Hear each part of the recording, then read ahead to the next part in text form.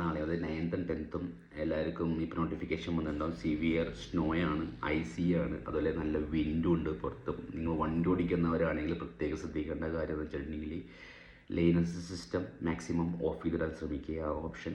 കാരണം വണ്ടി തന്നെ സ്കിഡാനുള്ള ചാൻസസ് ഉണ്ട്, വണ്ടി ബ്രേക്ക് ചെയ്യാനുള്ള ചാൻസസ് ഉണ്ട്.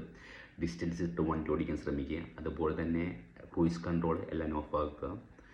ഇനിഷ്യൽ വണ്ടി എവിടെ നിന്ന് നിർത്തിയേക്ക് എടുക്കുമ്പോൾ 2 വീൽ ഡ്രൈവ് വണ്ടികളാണെങ്കിൽ ആക്സിലേഷൻ വളരെ കുറച്ച് മാത്രം എടുക്കുക, അല്ലെങ്കിൽ വീൽ സ്പിൻ ചെയ്യാനുള്ള ചാൻസസ് കൂടുതലാണ്.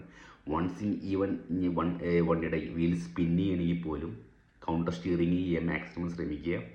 വണ്ടി കൺട്രോൾ വിട്ട് പോവാതെ ഡിസ്റ്റൻസ് ഇട്ട് വണ്ടി ബ്രേക്ക് ചെയ്യാനും ശ്രമിക്കുക.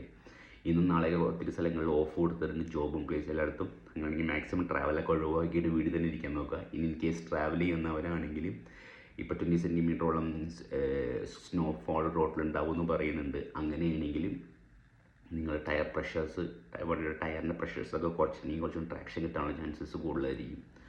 സോ ഇത്രയും കാര്യങ്ങൾ ശ്രദ്ധിച്ചിട്ട് പോവാം.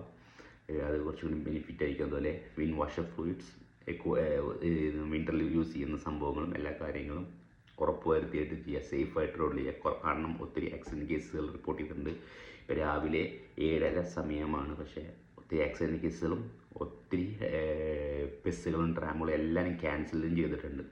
സോ മാക്സിമം ട്രാവലൊക്കെ ഒഴിവാക്കി വീട്ടിലിരിക്കുകയാണെങ്കിൽ കുറച്ചുകൂടി നല്ലതായിരിക്കും. ഇനി ട്രാവൽ ചെയ്യുന്നവരാണെങ്കിൽ സേഫായിട്ട് ട്രാവൽ ചെയ്യാം. Thank you.